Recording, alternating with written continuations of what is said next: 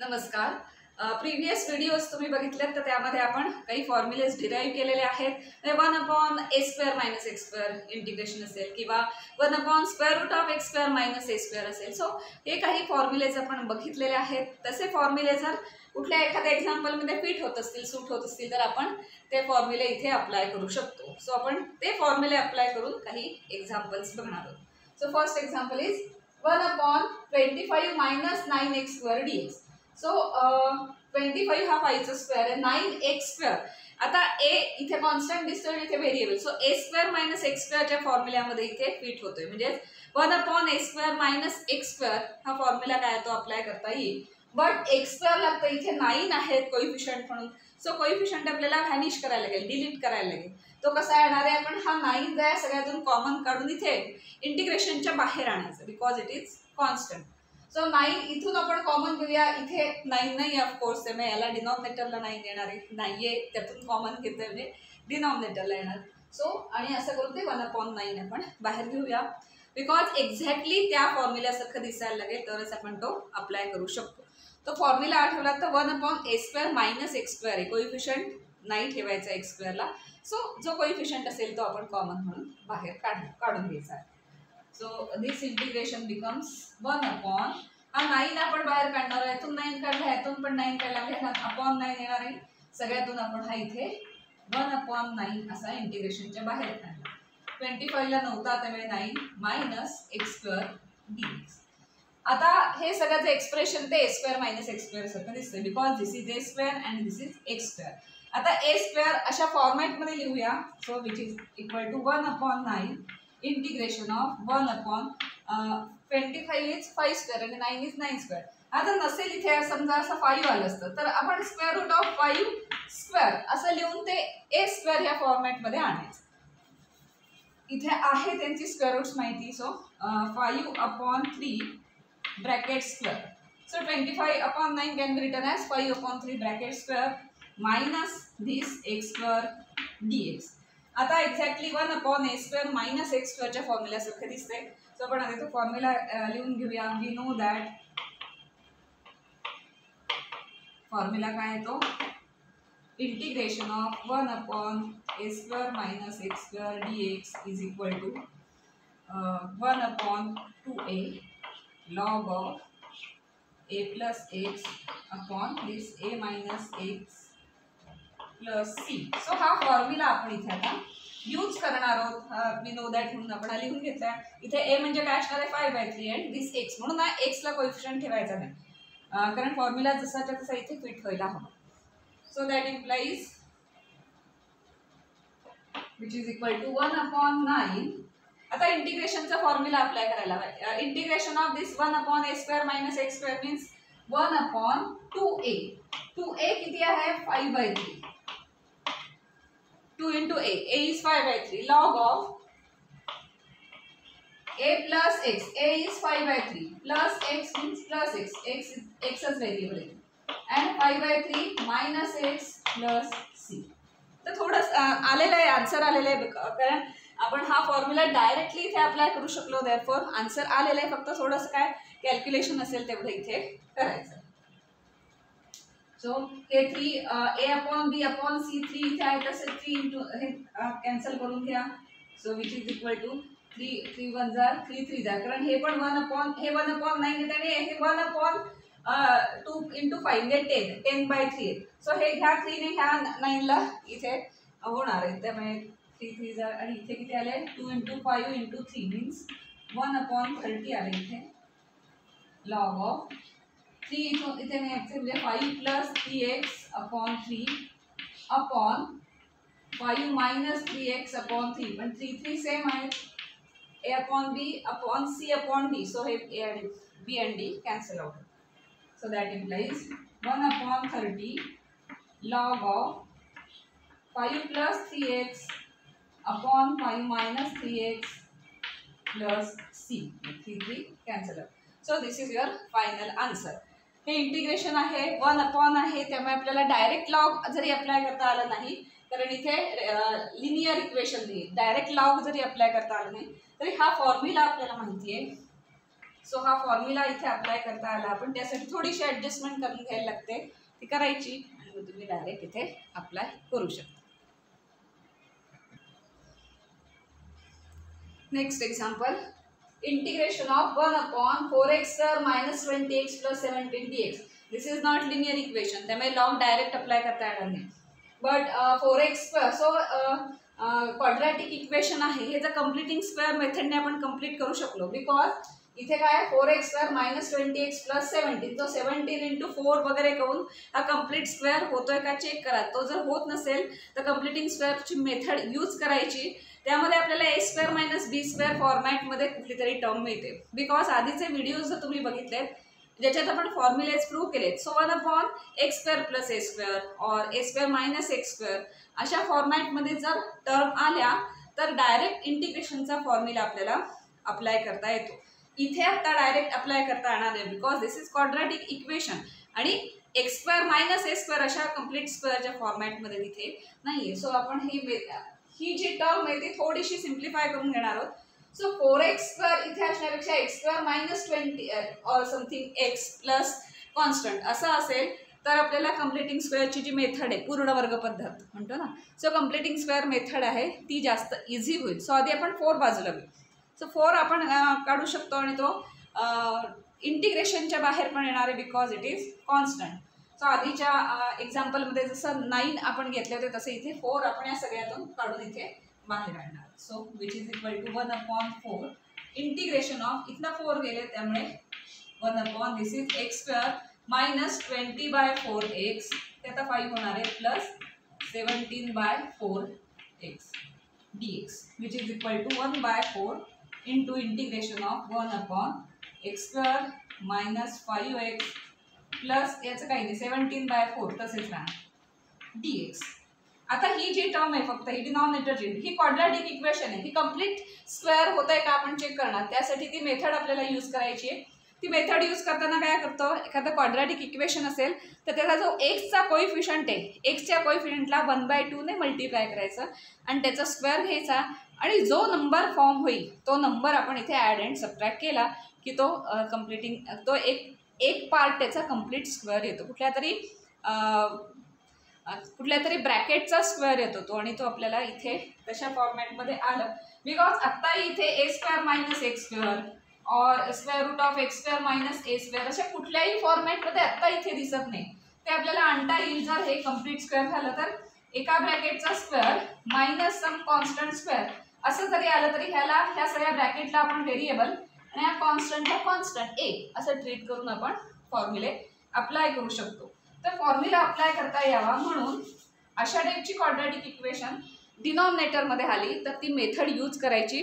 त्यामुळे तुम्हाला 2 स्क्वेअरच्या सबट्रॅक्शन और ॲडिशनच्या फॉर्मॅटमध्ये तुम्हाला मिळेल आणि मग तुम्ही डायरेक्ट याचे फॉर्म्युले अप्लाय करू शकता इंटिग्रेशनचे. सो ही टर्म आपण एक कन्सिडर करूया आणि ती आधी सॉल्व करून घेऊ आणि मग नंतर इंटिग्रेशनमध्ये आणू. So this is I integration, I is equal to this. So आपण असं म्हणूया I is equal to 1/4 into this, equation 1. So equation 1 मध्ये आणून ती व्हॅल्यू आपण घालूया. So consider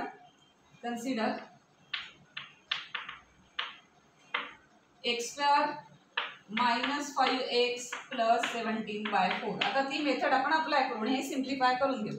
so that implies by completing square method काय असणार आहे, x² - 5x प्लस 17/4. आता ॲड आणि सबट्रॅक्ट करायचे. काय ॲड करायचं आहे तर 1/2 into coefficient of x is काय आहे 5, याचा स्क्वेअर ॲड करायचा आणि तो स्क्वेअर सबट्रॅक्ट करायचा आणि मग ॲडजस्ट करायचं आणि ती ॲडजस्टमेंट जी होईल ती कम्प्लीट स्क्वेअर तुम्हाला इथे मिळेल. So that implies x² - 5x plus 17/4. आता प्लस आहे मायनस काय आलं, प्लस 5² 25/4 मायनस 25/4 प्लस 25/4 मायनस 25/4. आता a² - b² फॉर्मॅटमध्ये आणायचं आहे. सो आधी आपण 25, कारण a plus b bracket square हा किंवा a minus b bracket square कुठल्याही दोन्ही याचा एक्सपांड केला तर a² आणि b² या दोघांनाही काय असतं प्लस साईन आहे. त्यामुळे प्लस साईन आणि कम्प्लीट स्क्वेअर जे आहे ते आपण इथे याला आणून जॉईन करायचं. ज्याच्यात एक्स स्क्वेअर आहे, ज्याच्यात एक्सचा कोइफिशियंट, या सगळ्याला ती जी टर्म आहे ती जॉईन करायची आणि मग उरलेल्या कॉन्स्टंट टर्म सगळ्या एकत्र तिकडे टाकायचं.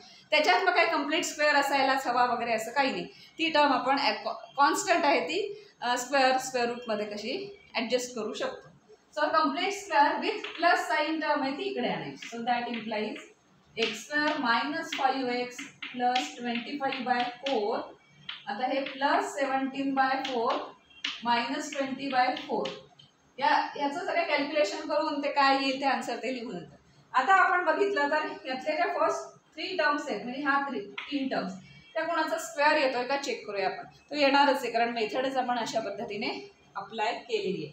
So this is x minus 5x 25/4 म्हणजे 25चा स्क्वेअर रूट आहे 5 आणि 4चा स्क्वेअर रूट आहे 2 आणि हा आहे एक्स. सो एक्स मायनस 5/2 केलं तर काय होणार आहे बघा, x square minus 2 × 5/2 x plus 25/4. So check करायचं आहे झालंय की नाही.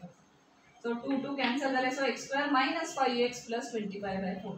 सो दीज टर्म्स काय असणार आहेत, एक्स मायनस 5/2 याचा ब्रॅकेट स्क्वेअर असणार आहेत म्हणून ते a मायनस बी ब्रॅकेट स्क्वेअरच्या फॉर्मॅटमध्ये आण. त्यामुळे इथल्या ही जी आपण ऍडजस्ट केलेली टर्म असते ती जी प्लस टर्म असते ती इथे आणून घ्यायची. म्हणजे कारण कुठल्याही a मायनस बी और a plus b bracket square जे एक्सपांड करतात तेव्हा इथला साईन चेंज होतो पण एक्स फर्स्ट स्क्वेअर आणि सेकंड स्क्वेअर असते त्यांना दोघांनाही प्लस साईन असते. सो आपण हे ऍडजस्ट केलंय ब्रॅकेटचा स्क्वेअर येईल अशा पद्धतीने आपण इथे मेथड अप्लाय केले. त्यासाठी हा फॉर्म्युला आहे 1/2 coefficient of x bracket square add करायचं आणि मायनस करायचं म्हणजे हे ऍडजस्ट होतं अशा पद्धतीने. So that implies he term काय झाली मग एक्स मायनस 5/2 ब्रॅकेट स्क्वेअर झाली आणि ही काय झाली ते ऍडजस्ट करूया. प्लस मायनस काय आहे 4 सेम आहे plus 17 minus 25 so minus 8/4 minus 8/4 means 2. So that implies x minus 5/2 bracket square minus 2. So आता हा आणि a square minus b square च्या फॉर्मॅट मध्ये आलाय का बघूया. हे कशाचं केलं आपण तर हे कन्सिडर केलं होतं. हे आपण सिम्प्लिफाय करत या फॉर्मॅट मध्ये आणले. तर a square minus b square चा कधी दिसायला म्हणून आपण ते कसं लिहू x minus 5/2 bracket square minus म्हटलं तसं कॉन्स्टंट आहे ते कधी आपण तसे ऍडजस्ट करू शकतो. 2 हा कोणाचा स्क्वेअर आहे ठीक आहे 2 चा स्क्वेअर रूट आपल्याला माहिती नाही कोणाचा स्क्वेअर आहे तो तर √2 चा स्क्वेअर आहे. So √2 bracket square. आता हा a स्क्वेअर मायनस b स्क्वेअरच्या फॉर्मॅटमध्ये आला. आता आपल्याला डायरेक्ट अप्लाय करता येईल. हे कशाचं आन्सर काढलं होतं आपण दिस टर्म. ही टर्म म्हणजे ही डिनॉमिनेटर मधली term that can be done as this. ह्या फॉर्मॅटमध्ये आपण राईट करू शकतो. सो हे जे इक्वेशन 1 आहे इंटिग्रेशन ते आपण आता रिराईट करूया. सो म्हणा पुढे therefore equation 1 becomes I is equal to integration of 1 upon this x minus 5/2 bracket square minus the square root of 2 square dx. So equation 1 मध्ये हे इंटिग्रेशन होतं ते इंटिग्रेशन सिम्प्लिफाय केलेलं आहे ते आपण कसं राईट करू शकतो तर ह्या फॉर्मॅटमध्ये घेऊ शकतो. हा फॉर्मॅट काढला आपण फॉर्म्युला डायरेक्ट अप्लाय करता यावा म्हणून. आता आपण इथे डायरेक्ट फॉर्म्युला अप्लाय करणार. आता तो फॉर्म्युला आपण आधी लिहून घेऊया आणि नंतर ह्या इंटिग्रेशनला डायरेक्ट अप्लाय करायचं. So we know that integration of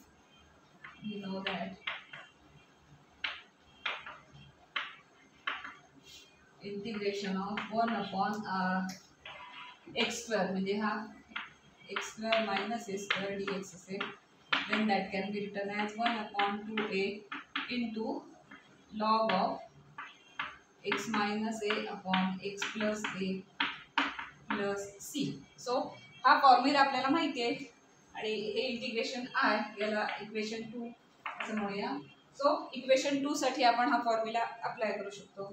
Therefore I is equal to आता फॉर्म्युला अप्लाय करूया 1 upon 2a. a मीन्स काय आहे √2 आहे. So 1 upon 2a. आणखीन काही राहिलं नाही ना बघा. आधी आता आपण हे इंटिग्रेशन सॉल्व करताना लक्षात घ्या इक्वेशन 1 काय होतं ते इथे एक गोष्ट इथे लिहायची राहिली त्यामुळे ते केअरफुली करा की इक्वेशन 1 काय होतं 1 upon 4 इंटिग्रेशनच्या बाहेर होते ते कुठे गेले नाही. आपण फक्त इंटिग्रेशनच्या आतली जी डिनॉमिनेटरची टर्म होती ती अशी सिम्प्लिफाय करून इथे रिराईट केली, पण हे 1/4 इथे राहिलेच होते. सो हे 1/4 आहेत, हे इथे लिहायचे राहिले होते. त्या अशा पद्धतीने तुम्ही विसरू नका जेव्हा एक्झाम्पल सॉल्व्ह कराल तेव्हा. काही कॉमन वगैरे घेतलं होतं का बाहेर ते शेवटी आपण आन्सर लिहितो तेव्हा आलं पाहिजे. सो 1/4 होते इथे इंटिग्रेशनच्या बाहेर. आता फॉर्म्युल्याप्रमाणे 1/2a. सो 1/2 ए मीन्स काय √2 आहे इथे इंटू √2. नंतर करूया कॅल्क्युलेशन काय होतं. Into log of x minus A. X म्हणजे याला जे काय असेल ते जे काय व्हेरिएबल असेल ते x minus 5/2. X minus 5/2 minus a म्हणजे minus √2 upon x minus 5/2 means x plus √2 plus c. आता थोडंसं सिम्प्लिफाय करूया. Which is equal to I is equal to 8 √2 1/8 √2 आहे त्याने अजून काही कॅल्क्युलेशन नाही होणार. लॉग ऑफ इथे आता 2 इथे आहे आपण तो डिनॉमिनेटर सेम करून घेऊया. सो काय होणार ते 2x मायनस 5 किंवा इथे 2 ने मल्टिप्लाय करायचं थोडक्यात, कारण इथे पण 2 इथे पण 2 आहे, शेवटी ते जाणारच आहे जसं आधीच्या एक्झाम्पलमध्ये. सो येणार 2x minus 5 minus 2√2 upon this is 2x minus 5 plus 2√2 plus c. Upon 2 झाले ना, अपॉन 2 कॉमन झाले सगळ्यांना, पण ते अपॉन इथे पण 2 होते इथे ते 2 होते, त्यामध्ये ए अपॉन बी अपॉन सी अपॉन डी मध्ये ते 2 गेला. आता हे बेसिक अल्जेब्रा आहे, हे कॅल्क्युलेशन येते तुम्ही करू शकता. सो फायनल काय काय राहिलं बघा. 1/8 √2 log of 2x minus 5 minus 2√2 upon 2x minus 5 plus 2√2. आता हे इथे प्लस आहे इथे मायनस येते म्हणजे कॅन्सल वगैरे काही होणार नाही, आणि plus c. So this is your final answer. त्यामुळे हे इंटिग्रेशन असेल तर हे त्याचा आन्सर येईल. आपण कुठल्या स्टेजला फॉर्म्युला अप्लाय करू शकलो तर ह्या स्टेजला फॉर्म्युला अप्लाय करू शकतो. तर ती स्टेज येईपर्यंत जे काही सिम्प्लिफाय करावं लागेल की काही अल्जेब्राचे कन्सेप्ट आपल्याला यूज करावे लागले तर ते तसे करून घ्यायचे. आणि आधीच्या व्हिडिओजमध्ये जे 5-6 फॉर्म्युले आपण डिराईव्ह केलेत त्या फॉर्म्युल्यामध्ये कुठे ॲडजस्ट होतोय का हे बघायचं आणि मग तो फॉर्म्युला तिथे अप्लाय करायचा.